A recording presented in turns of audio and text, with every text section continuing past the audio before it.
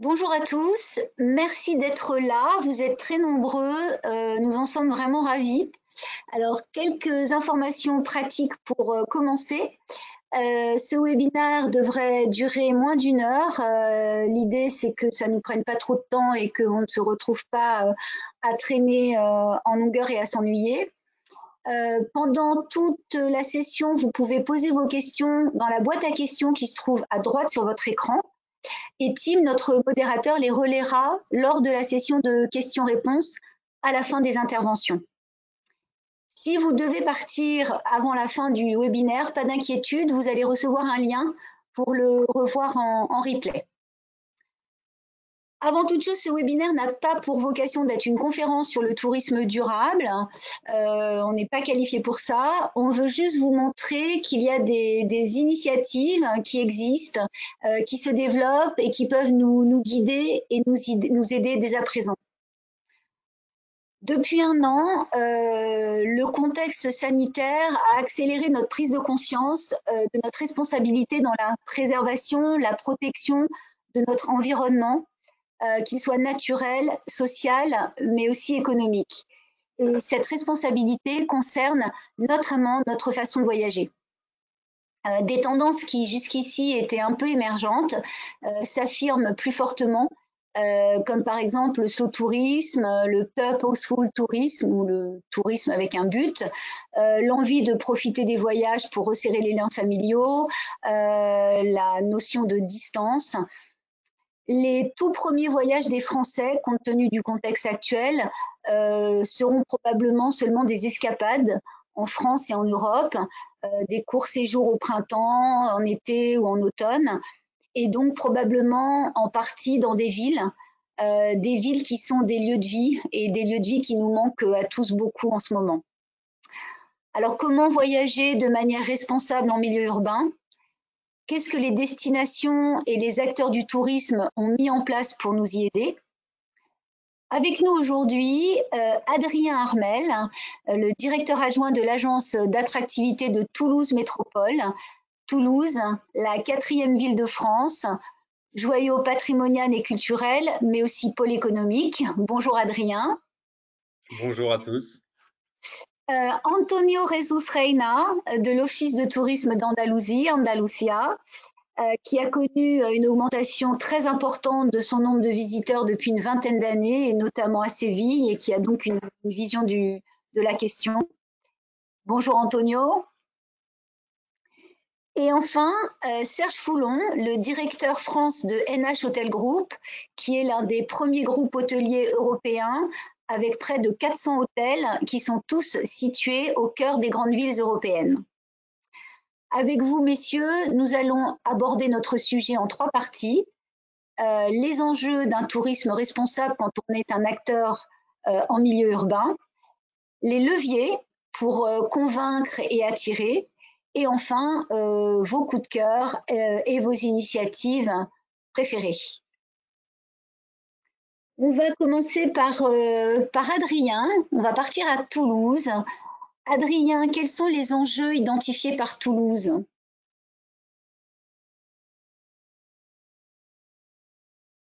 Adrien. Oui, donc je suis là. À nouveau, bonjour à tous. Donc oui, effectivement, Toulouse s'est engagé dans cette démarche depuis quelques années au niveau de la métropole, mais aussi au niveau de son développement touristique.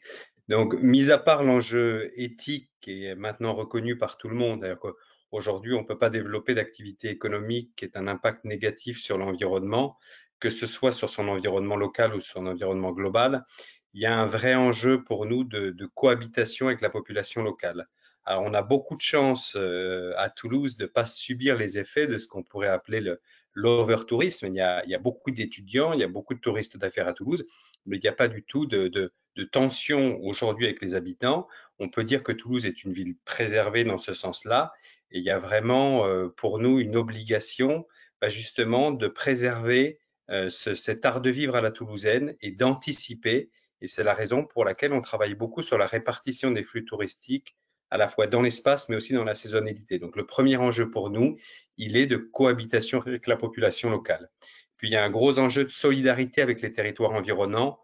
On est au milieu d'une région magnifique, à 1 heure de Carcassonne, à 1 heure d'Albi, mais aussi à 1 heure de la montagne.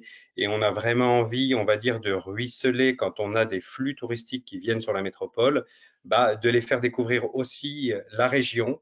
Donc, on joue vraiment sur une prolongation de la durée de séjour, un élargissement du périmètre. Donc, quand on parle city break, on parle city break plus campagne. Et donc, je dirais que le deuxième enjeu pour nous, c'est un vrai enjeu de répartition sur l'ensemble du territoire et pas uniquement sur la métropole. On gomme les frontières administratives, si on peut dire ça comme ça. Voilà, donc on vous expliquera plus tard comment on promeut ces circuits de 4 jours.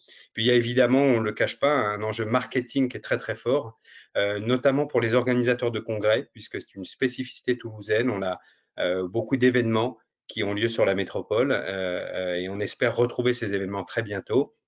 Et aujourd'hui, pour les organisateurs de ces manifestations, autant que pour le touriste, c'est vrai que cet engagement RSE, cet engagement pour un développement durable, pour un tourisme durable, il est déterminant aujourd'hui dans le choix d'une destination. Et il est encore plus déterminant pour nous à Toulouse, qu'on est capitale de l'aéronautique et qu'il ne s'agit surtout pas qu'on nous colle une étiquette, si on peut dire comme ça, du monde d'avant. Évidemment, ce serait ignorer la diversité d'activités qu'il y a sur la métropole, énormément d'activités innovantes sur aussi le secteur médical, sur d'autres secteurs. Et pour nous, c'est capital d'être reconnu à Toulouse comme pionnière sur ce volet RSE, aussi pour contrebalancer cette image peut-être un peu trop simpliste d'une destination industrielle. Donc, il y a aussi un énorme enjeu d'image de la destination.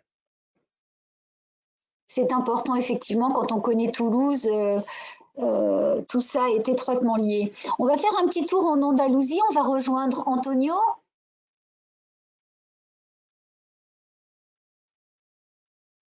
Antonio, le micro? Antonio, le micro?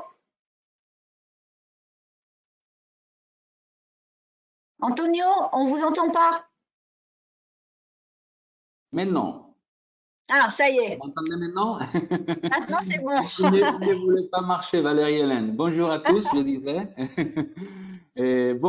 Chez l'Andalousie, comme dans tout le monde, le tourisme durable est comme une forme de tourisme qui s'inscrit dans une démarche de préservation et de mise en valeur des ressources naturelles et du patrimoine culturel du territoire. C'est le résultat d'un très difficile équilibre entre le développement économique et le développement social, la préservation des valeurs culturelles traditionnelles ainsi que la protection responsable du milieu. Cet équilibre est plus difficile encore en milieu urbain, où les progrès, les effets de la globalisation ont menacé très dangereusement les traditions populaires. De même, cette sorte de progrès, il a endommagé la nature d'une façon comme on jamais avait pensé. C'est pour cela qu'à notre avis, depuis l'administration touristique que nous représentons, on travaille dans trois enjeux principaux et c'est surtout lié avec les produits touristiques fournis et qui doivent favoriser d'une part les produits locaux, c'est-à-dire le kilomètre zéro, c'est-à-dire aussi mettre en avant la connaissance des produits et des producteurs locaux, surtout pour les activités gastronomiques, artisanales, etc. L'immersion culturelle des visiteurs encourageant la promotion des événements culturels et sociaux locaux et de mettre les touristes dans ces lieux, dans ces endroits et pour profiter de cette connexion avec les locaux. Finalement, le produit touristique, à notre avis, doit favoriser des expériences qui soient respectueuses avec le milieu et en choses simples comme la gestion de l'eau, traitement des déchets et recyclage, l'empreinte carbone, avec la mobilité responsable, surtout au centre-ville, la gestion de l'énergie, etc., etc. C'est pour cela que de l'Andalousie, on va traiter, on essaie de traiter tous ces enjeux et à partir de notre plan stratégique de tourisme soutenable, tourisme durable, qu'on est en train maintenant de développer. Oui, effectivement, quand les populations des villes doublent à certaines saisons, triplent ou quadruplent, les déchets, c'est pas du tout le même traitement que quand il y a le nombre normal d'habitants. La consommation d'eau, c'est la même chose. Et on va voir justement avec Serge de NH comment un hébergeur, un hôtel en centre urbain fait face à ces défis. Bonjour Serge.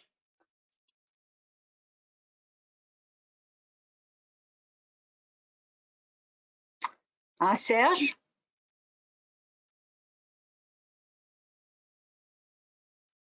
Des petits problèmes de connexion.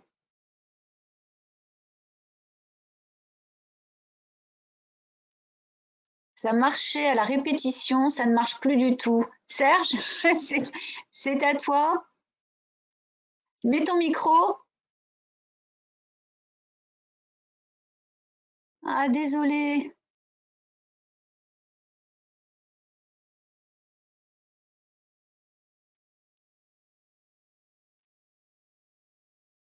Serge, il faut que tu mettes ton micro.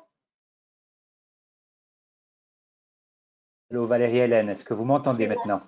Oui, c'est bon. Désolé pour ce problème. Je pense qu'on était en même temps en train d'essayer de débloquer mon micro. Je suis vraiment désolé pour ça. Donc, oui, bonjour à tout le monde. D'abord, on est vraiment NH heureux de faire partie de ce sujet qui, dans nos vies sociales, mais aussi dans nos hôtels avec nos salariés, c'est un point qui est du jour. C'est quelque chose qu'on vit tous les jours et qu'on essaye petit à petit d'avoir une empreinte parce qu'on pense en tant qu'NH avoir une responsabilité dans le développement durable. Donc, le développement durable pour NH n'est pas nouveau. Hein, c'est un sujet qu'on travaille depuis de nombreuses années avec plusieurs personnes qui sont impliquées aussi bien au siège, qui mettent en place, on va dire, les stratégies globales du groupe, mais aussi une volonté de plus en plus importante dans les hôtels, où la direction prend réellement une importance dans les initiatives. Et on voit depuis quelques années aussi une initiative du personnel qui de plus en plus propose des initiatives au sein de la communauté dans lesquelles les hôtels opèrent. En global, pour parvenir au développement durable, la société, NH a une vision holistique. Qu'est-ce qu'on entend par holistique? C'est-à-dire prendre soin de l'être humain dans sa globalité. Donc, ce n'est pas seulement les déchets, mais c'est la globalité de l'être humain. Et pour y parvenir, on a une approche qu'on appelle ESG. Cette approche prend en considération l'environnement, le côté social et les gouvernances qui sont en place dans chaque communauté. Et pour y parvenir, on a mis un plan en place qui s'appelle chez nous NH Room for Sustainable Business. Ce maintien de relations dans les communautés dans lesquelles on opère est une valeur très importante pour nous et on le fait via les hôtels qui généralement on les contacte autour des modes dans lesquels ils opèrent, donc généralement dans les grandes villes, et on a différentes initiatives que je vais vous développer par la suite. Un point qui est très important aussi, c'est le point réglementaire. Les règles dans lesquelles on opère nous permettent justement soit d'arriver à certains objectifs avec plus de rapidité. Parfois, c'est aussi un frein dans certaines régions où on va dire les gouvernances sont moins on va dire le développement durable est moins prioritaire. Pour le moment, dans l'économie dans laquelle on se développe, une de nos volontés est de devenir neutre en carbone, ou en tout cas le plus proche possible. Et cette neutralité a vraiment un impact important dans le développement de nos investissements, de la rénovation de nos hôtels et l'acquisition de nouveaux hôtels. D'ailleurs, si vous le souhaitez, on a un rapport annuel de toutes nos initiatives de développement durable que vous pouvez trouver sur notre site internet ou qu'on peut vous envoyer sans problème. Si vous le souhaitez, vous pouvez prendre contact avec moi et je vous transmettrai ces informations. Oui, effectivement, on voit que NH rénove énormément d'hôtels, parce qu'une des politiques de NH est d'investir des bâtiments, notamment, je crois, pour la marque NH Collection, hein, d'investir des bâtiments existants qui ont une histoire, etc. Et ensuite, il faut les rénover. Et donc là, j'imagine que les enjeux, parfois, avec des anciens bâtiments, des normes pas évidentes, on peut être sûr que quand on va dans un bâtiment NH un peu rénové, il a pris en compte cette considération de durabilité. Ah oui, alors à ce propos, oui, c'est vrai, hein, Valérie-Hélène, on a la chance pour les hôtels NH en France que notre parc hôtelier sur les 5 hôtels a été rénové dans les 2 dernières années, de nouveaux bâtiments, soit des hôtels que nous avons complètement rénovés. Par exemple, le NH Collection Marseille, dans la rue de la République, en plein centre de Marseille, a été c'est un vieux bâtiment qui a été complètement transformé. On a intégré des nouvelles technologies pour justement pouvoir atteindre certains de nos objectifs on va dire en développement durable. Donc, c'est tout à fait le cas. Et maintenant, on va retourner à Toulouse chez Adrien pour voir quels sont les leviers qui ont été identifiés et mis en place à Toulouse pour montrer un peu patte blanche en termes de tourisme responsable, à la fois en tourisme professionnel et de loisirs. Oui, merci Valérie-Hélène. Alors, je ne sais pas si on voit ma caméra. Non, mais on vous entend. Non, c'est très curieux. On vous entend par contre. Ça y est. C'est bon. Petit souci technique aussi, aucun problème. Du coup, oui, on a utilisé et on utilise plusieurs leviers puisqu'on est engagé dans cette démarche depuis quelque temps maintenant, en lien évidemment avec les services de la métropole et la ville dans son ensemble. Alors, le premier des leviers, je dirais, c'est vraiment l'implication des partenaires locaux, donc des professionnels locaux, pour essayer de créer une sorte d'émulation. Donc, l'idée étant de valoriser ce qu'on appelle les bons élèves, hein, les acteurs vertueux, donc au travers de nos outils de communication, faire en sorte que leurs initiatives soient visibles, lisibles sur nos outils et qu'il y ait du coup une sorte de concurrence saine, j'ai envie de dire, entre les partenaires.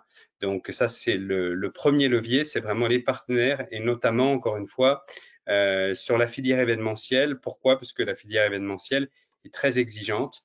Donc, ça passe aussi par des labels, puisqu'on a quand même cette exigence aujourd'hui d'organismes tiers qui doivent venir inspecter la destination.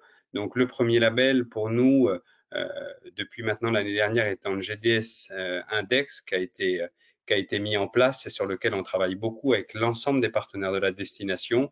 Donc, c'est vrai que ce label, c'est une garantie de crédibilité. Aujourd'hui, on ne peut pas se permettre juste de dire qu'on fait de la démarche RSE sans avoir, on va dire, la certification ou un avis neutre d'un organisme tiers qui vienne prouver, on va dire, qui vienne démontrer cet engagement. Et puis surtout, très important, on a aussi comme levier des offres adaptées pour les visiteurs. Donc, les visiteurs restent aujourd'hui le meilleur outil marketing. Et pour ça, on travaille beaucoup sur des offres adaptées. Donc, les offres, c'est quoi? C'est, comme je l'expliquais il y a quelques minutes, c'est une offre étendue sur le territoire. On croit beaucoup, nous, à un city break aujourd'hui qui n'est plus un city break, qui est un city break and country break, on pourrait l'appeler ça comme ça, avec 24, 48, 72 heures en ville, et puis une extension sur l'arrière-pays toulousain. Donc ça permet aussi de minimiser l'impact carbone. S'il y a un déplacement, ça permet, on va dire que le ratio, la relation bilan carbone versus durée de séjour, retombée économique est beaucoup plus positif. Donc, on travaille beaucoup sur ces séjours étendus avec nos partenaires institutionnels que sont le département et la région. Donc, il y a des produits et puis il y a des offres aussi adaptées sur les activités. Donc, ça, j'en parlerai dans les coups de cœur en dernière partie. Voilà. Sachant que dans les leviers, j'insiste encore une fois sur l'importance pour Toulouse de travailler beaucoup sur cet aspect événementiel qui est vraiment très important pour nous. Donc, on travaille aussi beaucoup, on va dire, en étroite collaboration avec les organisateurs de manifestations pour que les manifestations professionnelles aient un impact le plus positif possible pour le territoire. Et on attend, j'espère, bientôt l'annonce de belles initiatives à Toulouse dans ce sens-là. Guetter ce qui va se passer à Toulouse dans les prochains mois, ça risque d'être vraiment sympathique. On retourne voir Antonio en Andalousie. Un peu de soleil andalou, Antonio? Bien sûr, Valérie-Hélène. Merci. Le soleil et la chaleur aussi. Hein. Ah ouais, la chaleur. On a le soleil aujourd'hui, on n'a pas la chaleur. Alors, comment l'Andalousie fait-elle pour développer son RSE, sa responsabilité en termes environnementaux? Surtout, on a trouvé surtout un levier stratégique en tout ce qui concerne les produits touristiques qu'on doit fournir. On a mis en œuvre, comme j'avais parlé auparavant, une stratégie, et c'est notre plan META, c'est le marque stratégique de tourisme soutenable d'Andalousie, et qui verse sur la promotion et l'offre de l'offre touristique de l'Andalousie à travers des lignes de produits avec une forte identité et qui possède aussi des labels de qualité qui puissent assurer à ce moment de Covid même, une garantie de sécurité extra, comme le temps il le demande. Aussi, on a fait des grands efforts pour attirer l'attention des visiteurs vers les qualités même des produits touristiques fournis, c'est-à-dire des produits adaptés aux besoins et aux tendances d'une demande chaque fois plus engagée avec les valeurs culturelles, les traditions, avec le respect des milieux, etc. Dans cet effort d'adaptation, il s'agit surtout de faire une analyse profonde pour comprendre les tendances et la façon d'agir de ces nouveaux touristes qui, dans chaque situation, pour y trouver l'expérience touristique adéquate et qui puissent profiter des alentours naturels, les rivières, les plages et tous les alentours de notre ville dans le cœur de l'Andalousie. Comme des exemples, il faut parler, par exemple, du label Andalucía Segura. Andalucía Segura, c'est une identité qui assure la disposition dans tous les produits andalous des protocoles et des mesures contre le Covid. Ainsi, le programme Puertas Verdes, c'est un programme, par exemple, à Séville, où il s'agit de la mise en valeur des chemins tout au long du fleuve Guadalquivir pour y développer des pistes cyclables qui connectent différents points de la ville et la croissance soutenue d'espaces au centre-ville pour des piétons surtout.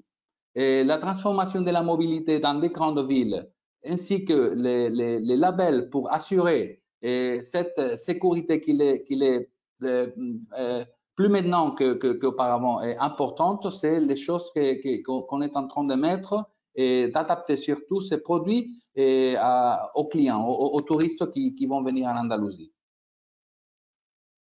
D'accord, donc on voit que vous essayez de cibler au mieux vos visiteurs de façon à ce que leurs attentes soient comblées par l'Andalousie et qu'ils viennent en sachant exactement ce qu'ils veulent y trouver et qu'il n'y ait pas de perdition. Oui, c'est effectivement. Finalement, on souligne aussi les grands liens humains et conviviaux dans chaque expérience touristique en destination. Et on cherche de trouver des activités liées aux intérêts de ce visiteur, de ces nouveaux visiteurs, et dans lequel introduire les facteurs humains, l'introduire soit avec sa famille, les amis, de même dans la population locale, mais surtout avec tous les disons les produits préparés personnellement pour les clients, pour les touristes.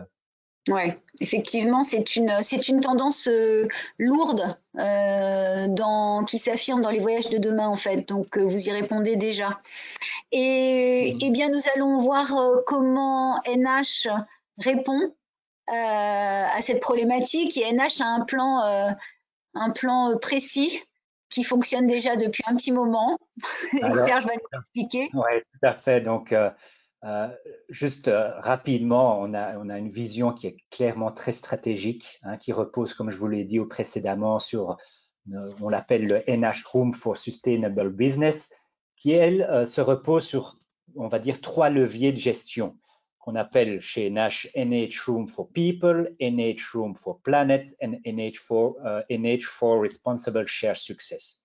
Concrètement, qu'est-ce que ça veut dire? Parce que c'est très théorique. Oui. Exactement. Alors, pour vous expliquer, pour lutter justement dans le levier de gestion NH Room for Planet, on a clairement la volonté de diminuer notre émission en carbone de 20% d'ici 2030. C'est un engagement qu'on a formalisé et sur lequel on travaille. Pour ce faire, comme on l'a dit précédemment, c'est par des investissements dans nos rénovations d'hôtels, dans les nouveaux hôtels, dans les transformations, on va dire, énergétiques qu'on utilise sur certains sites, mais aussi c'est aussi un changement dans l'expérience client. Donc, par exemple, dans nos hôtels aujourd'hui, on essaye de diminuer toute la paperasse, on va dire, dans nos chambres en offrant une application, c'est même plus une application, c'est un site internet qui permet au client de voir sa carte room service, de voir les différents services qui sont offerts au sein de l'hôtel, de pouvoir déjà analyser la carte du restaurant, et ça va même jusqu'à pouvoir commander un oreiller supplémentaire directement sur l'application de son smartphone. Donc, ça permet justement un avancement vers cette décarbonisation. Ensuite, pour le NH Room for People, on va parler plus du social. Dans ce contexte, on a un programme qui s'appelle l'Hôtel avec du cœur.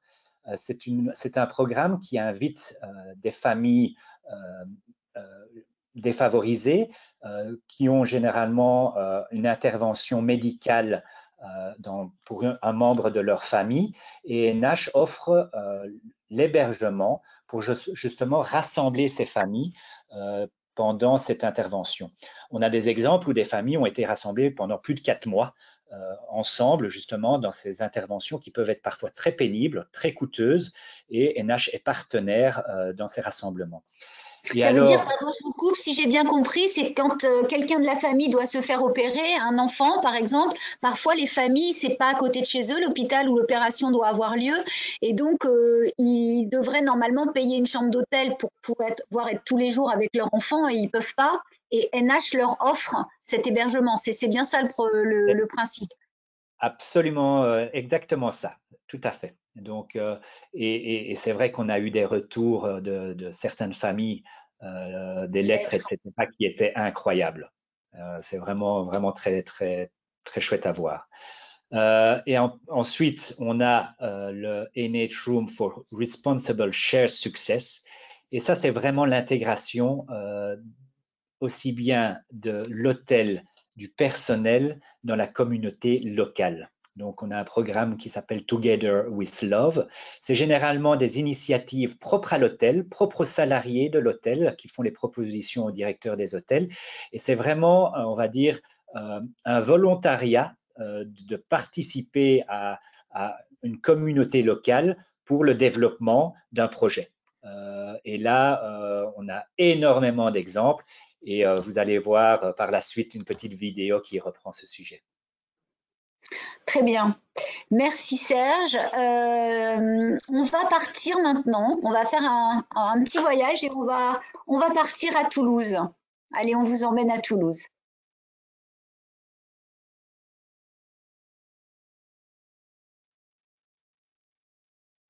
Bienvenue. On attend que la vidéo se lance. Ça ne devrait pas tarder.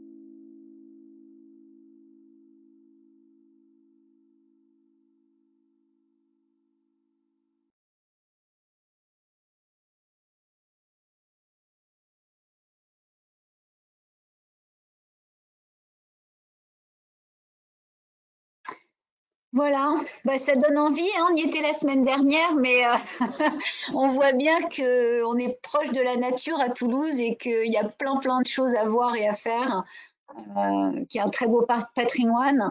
Alors parlez-nous, Adrien, d'initiatives coup de cœur que vous avez mis en place, que vous aimez bien.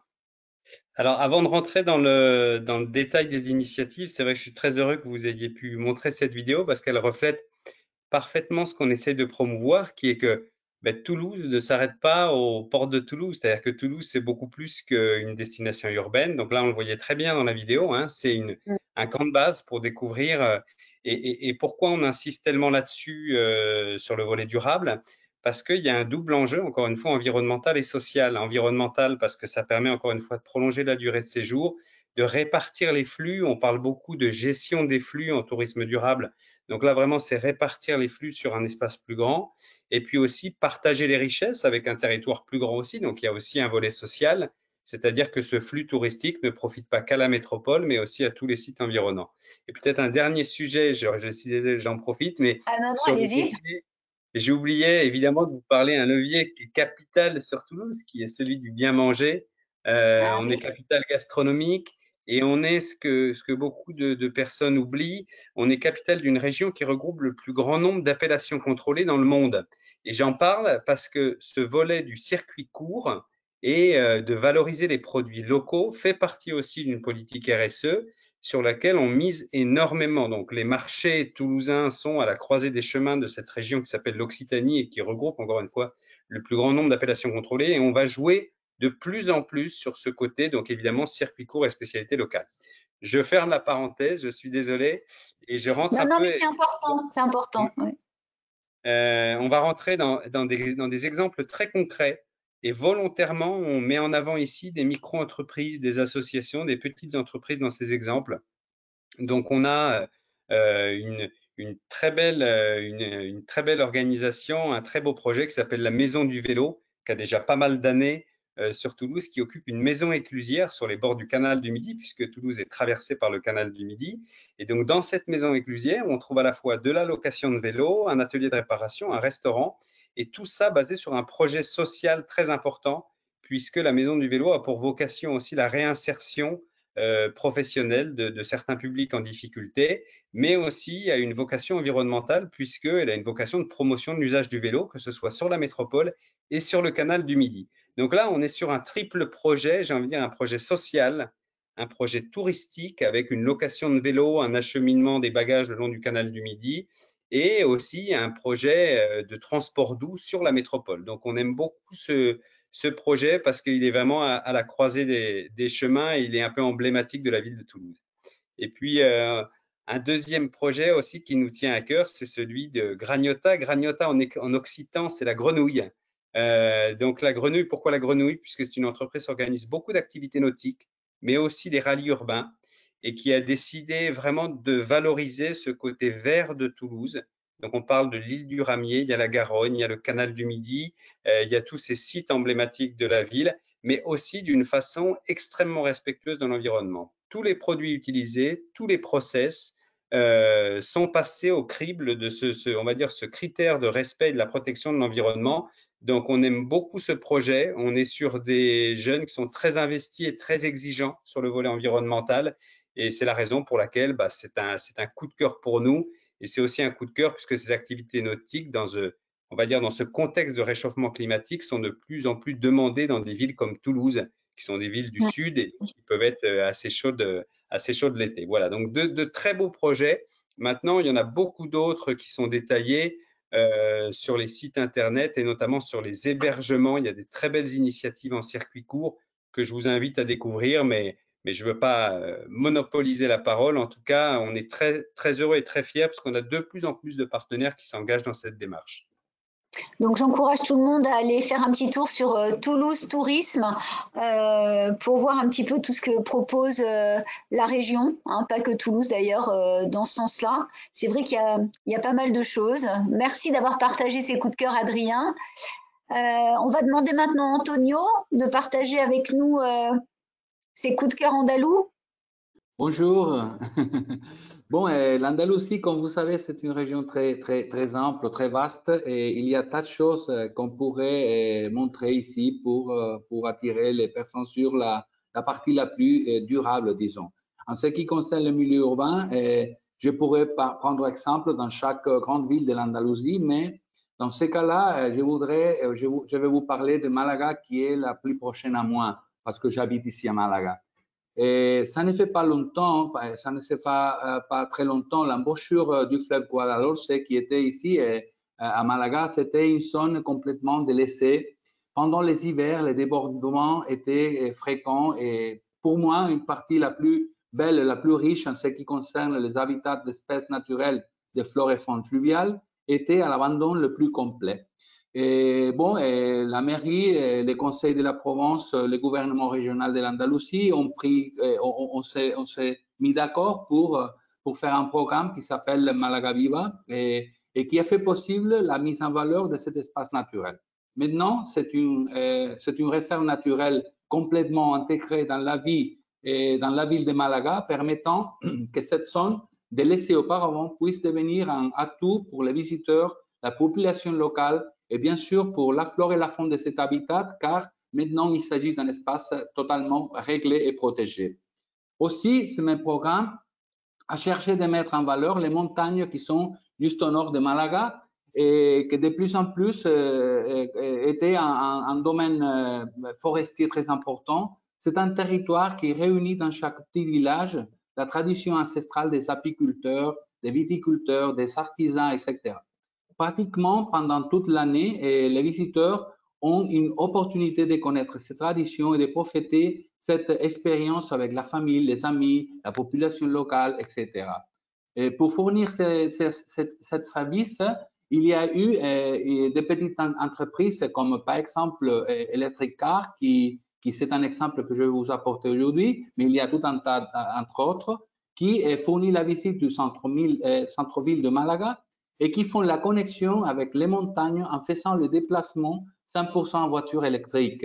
Il est possible aussi de faire tout un tas d'éco-activités dans les alentours de Malaga. Et je pourrais, comme je disais avant, parler de tout un tas de différentes options dans toute l'Andalousie, comme par exemple à Grenade, à Cordoue, à Cadix, etc. Mais en tout cas, pour fixer, on va parler de cette expérience ici. Vous pouvez trouver de bels exemples à andalusia.org, où vous pouvez trouver de bels exemples aussi comme celle-ci d'Electric Car Tour, qui est l'exemple que je vais apporter maintenant. Et si vous voulez, on peut mettre la vidéo pour voir un petit peu de quoi s'agit-il. On peut partir en Andalousie, effectivement, en voiture électrique.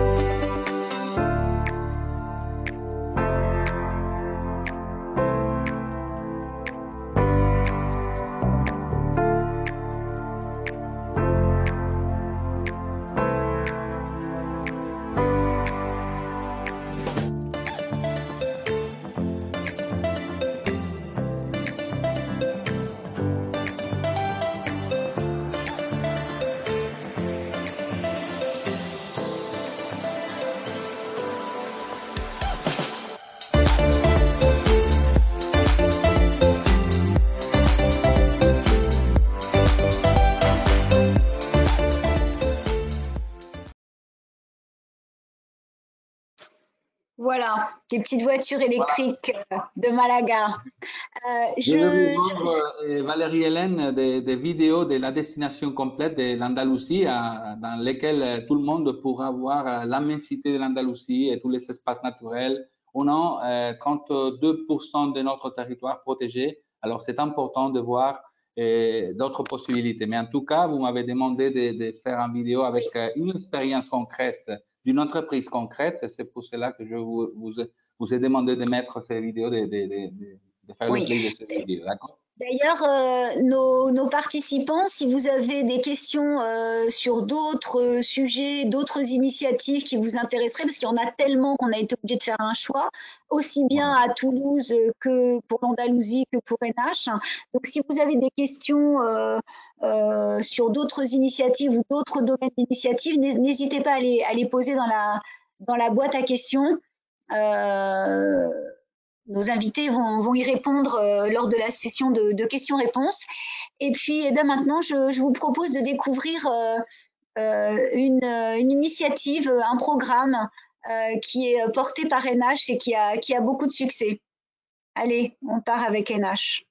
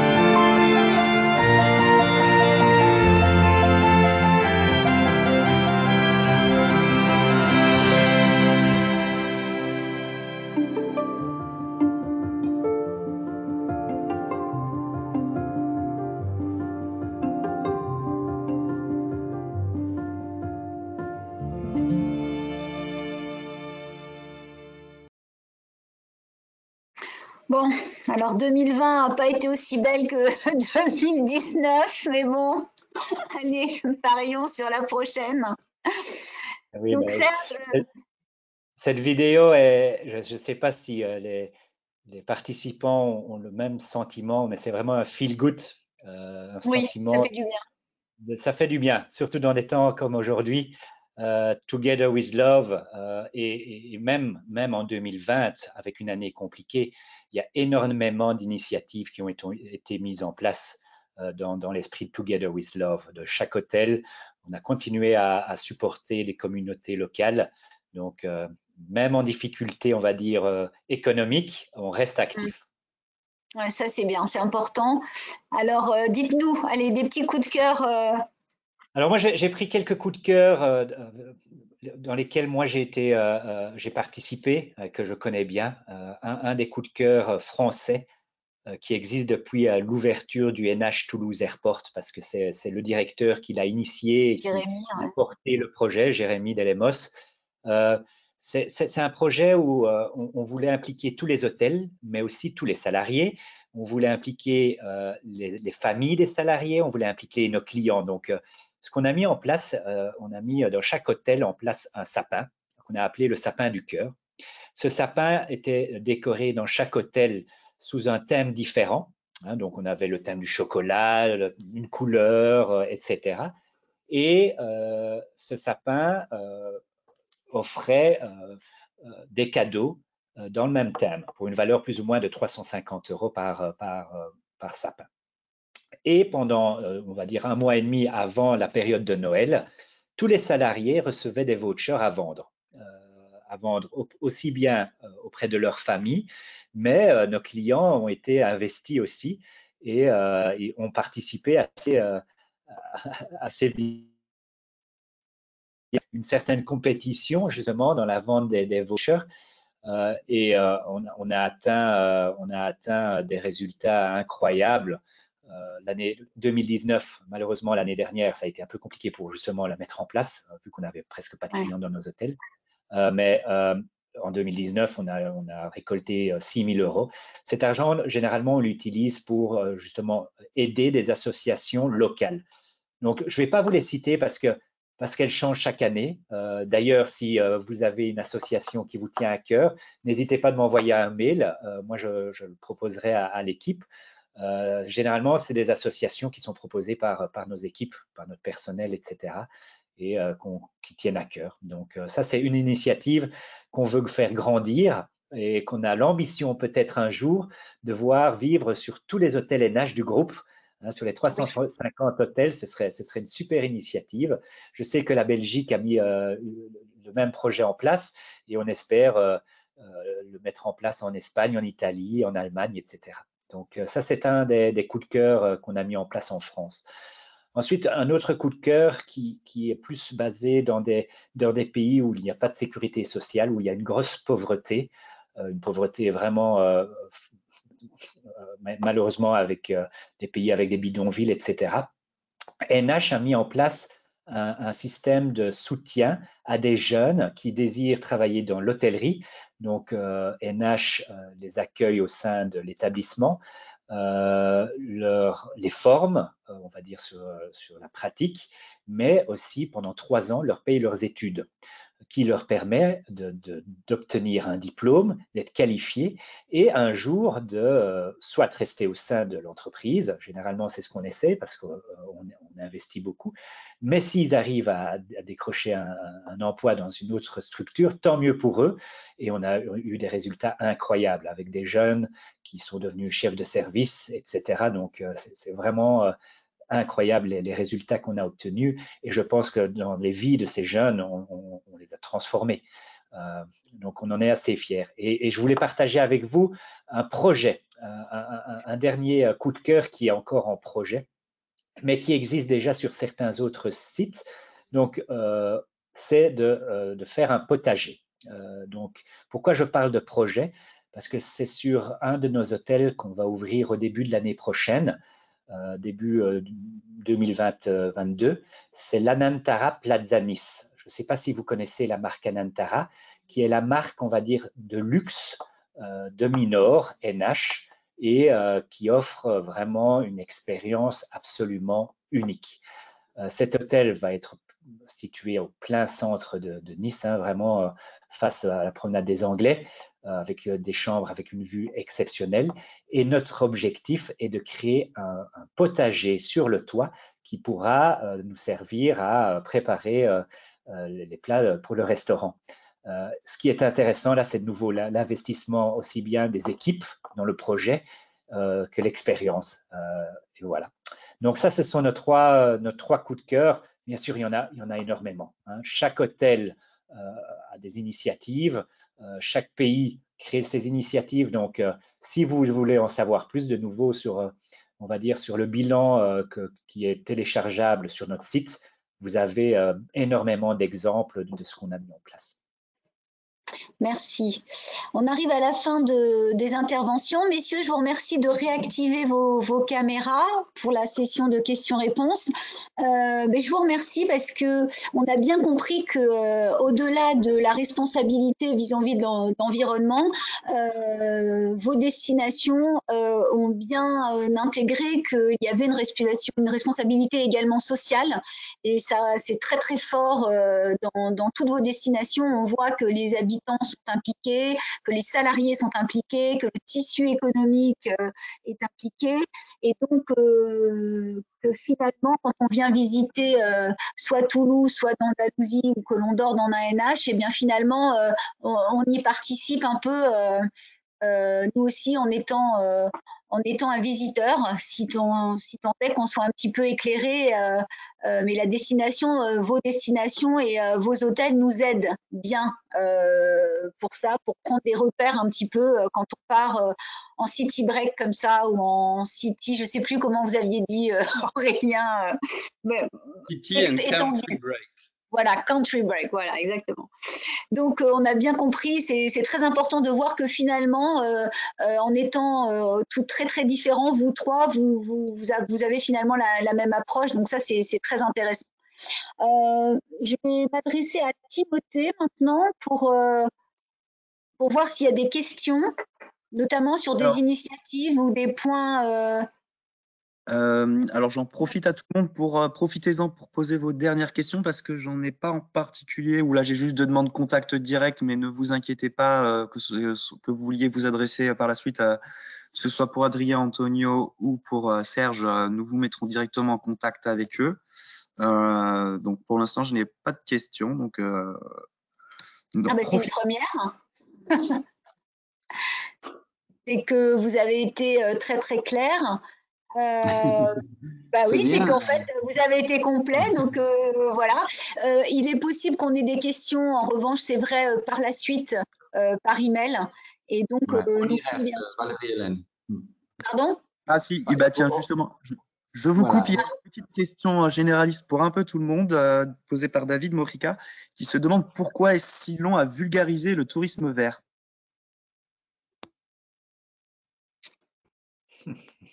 Alors, messieurs. Je pense qu'il y a une inertie, enfin, j'ai envie de dire, qui est presque qui est généralisée. On ne change pas ses modes de consommation, ses habitudes du jour au lendemain. C'est pour ça, je pense qu'il y a une vraie responsabilité des destinations et des acteurs du tourisme aussi de changer l'offre pour avoir un impact sur la demande, on va dire. Mais je pense que tous ces changements qui sont profonds prennent beaucoup de temps. C'était pas une priorité, le tourisme vert, il y a encore quelques années. Non. Et puis surtout, ça implique… oui, pardon, à ce sujet, moi, je pense qu'il est en train d'exploser, justement, ce tourisme, parce que les gens ont besoin on le voit. Nous, en tant qu'ENH, on est plutôt spécialisé dans l'urbain. Donc, c'est vrai que ce n'est pas un sujet sur lequel on travaille activement, clairement. Mais je pense, et on le voit sur certains produits, on va dire camping de luxe, c'est incroyable. Les résultats de certaines sociétés sont absolument dingues. Et je pense que de plus en plus de nos consommateurs ont besoin de se retrouver en nature, avec des expériences nouvelles, etc. Et on le voit, énormément de startups, justement, sont en train de développer une offre qui est incroyable, vraiment intéressante. Oui. Bon, pardon, je compacte l'opinion de Serge et Adrien. C'est un futur qui est maintenant ici et le Covid est devenu comment disons, il a fait l'accélération de ces processus pour arriver à un client qui cherche de plus en plus des espaces plus ouverts, la nature et comme disait Serge, une autre qualité aussi. Et il faut profiter de ces sortes de demandes pour attirer et pour chercher cet équilibre difficile entre le progrès économique et bien sûr que le progrès social et aussi la protection des milieux. C'est une tendance très claire. Oui, mais c'est difficile de communiquer. C'est pour ça qu'on a fait cette série de webinaires, nous, parce qu'on s'est aperçu qu'en fait, c'était une tendance lourde pour répondre à la question de David, mais qu'en fait, il y avait aussi cette espèce de soit culpabilité du voyageur à voyager, à salir, à polluer, etc. Et il y avait cette idée du tourisme vert, fallait faire forcément aller sous une hutte à la campagne et prendre son eau à la gourde, à la rivière, enfin voilà, ce genre de choses que tout le monde n'est pas du tout prêt à faire et n'a pas forcément envie de faire. Et surtout, c'est une vision extrêmement réduite de ce que c'est, puisqu'on s'aperçoit avec toutes vos interventions que ça a un impact économique et social au-delà de l'impact environnemental. Et c'est pour ça que c'est difficile de le vulgariser. En tant que tel, parce que c'est beaucoup plus que justement du vert. C'est du social et de l'économique. Donc ça, c'est compliqué à expliquer, je pense. Ouais. D'autres questions, Tim, ou pas? Pas vraiment. Donc, je pense que juste pour conclure, peut-être comme ça, rapidement chacun, est-ce que c'est quelque chose qui a été, c'est plutôt un commentaire général que je vois sur le chat, c'est que la période Covid a été un accélérateur du slow tourisme, à la fois d'un point de vue des destinations, que ce soit région, ville, comme on a pu le voir, mais aussi du coup la demande aussi forcément augmente, de manière exponentielle en ce moment. Donc voilà, pour conclure, c'est peut-être si vous pouvez nous dire en quelques mots à quel point la pandémie actuelle a accéléré vraiment toutes ces thématiques de tourisme vert, tourisme durable, d'un point de vue de la et d'un point de vue des collectivités, des destinations. Je peux vous rendre un chiffre très simple. En Andalousie, cet été passé, je veux dire après le Covid, la deuxième entre la deuxième et la troisième vague de Covid, et on a changé les chiffres des populations, des clients, des touristes qui vont destination plage, ville, vers les destinations vertes, disons vertes, éco-destinées et touristes. Et on a échangé les chiffres. Cela veut dire passer de 80% de la population en arrivant vers les plages pour arriver seulement 30-40% et l'autre, le 20% qui allait dans la campagne, dans la nature, est complètement augmenté au chiffre de 90 et 80% de la population. C'est-à-dire, on a changé on a changé les chiffres. C'est très énorme. important. Ah oui, c'est énorme. Pour rebondir sur ce qu'Antonio vient de dire, nous on a constaté au point de vue global quelque chose qui était assez intéressant avec le Covid. On a constaté que les grosses villes où NH est présent avaient des difficultés beaucoup plus importantes que les petites villes. Et je pense que c'était aussi une tendance du tourisme. Les gens recherchent plutôt une petite destination au lieu de se retrouver à Madrid, à Rome, à Paris, etc. Ils cherchent plutôt des villes, mais à taille humaine. Et nous, dans nos hôtels, on a eu des destinations qui ont explosé et qui nous ont surprises parce que ce n'étaient pas des destinations, on va dire, principales et qui le sont devenues pendant le Covid. Surprenant. Oui. À Toulouse, vous avez constaté une évolution, des changements? On voit très bien à la fois à Toulouse et sur la région. Après, Serge confirmera ou pas, mais c'est vrai que les taux d'occupation montrent effectivement qu'il y a une envie de se mettre au vert. Et c'est vrai qu'il y a une nécessité, même pour des villes moyennes, de s'intégrer dans des circuits qui sont aujourd'hui peut-être des circuits moins urbains, ou alors offrir des expériences au sein de l'urbain qui soient peut-être plus sereine, plus mixée avec de la nature. Donc, c'est à nous aussi de répondre à ces besoins, mais nous, c'est plutôt dans les demandes d'activité qu'on a observé une évolution, puisque c'est vrai que on a eu une chute de fréquentation, comme toutes les villes en 2020, c'est évident, hein, compte tenu des conditions sanitaires, mais on a vu aussi une évolution de la demande d'activité, c'est-à-dire qu'aujourd'hui, on est sur redécouvrir sa ville, mais sur des modes peut-être de déambulation, ce que je disais avant, peut-être sur des activités nautiques, c'est-à-dire au sein même de la ville, il y a aussi une évolution sur le type de demande, sur le type d'activités qui sont demandées, évidemment des expériences en extérieur en priorité.